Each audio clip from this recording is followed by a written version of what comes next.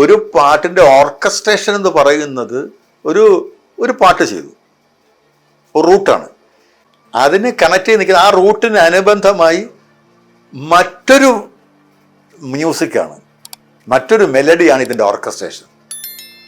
ഉദാഹരണം ഞാൻ പറഞ്ഞുതരാം. ലാ ലാ ലാ ലാ ലാ ലാ ലാ ലാ ലാ ലാ ലാ ലാ ലാ ലാ ലാ ലാ ലാ ലാ ഓ ഓ. ഈ പാട്ടറിയില്ലേ? ഇതാണ് ഇൻട്രോയാണ്. ഈ പാട്ടെന്ന് പറയുന്നത് അന്നത്തെ സമയത്ത് കേരളത്തിലെ കോളേജ് തലത്തിൽ പ്രണയം ഉണ്ടായ സിനിമയാണ്.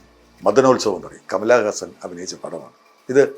സാഗരമേ ശാന്തമാകനീ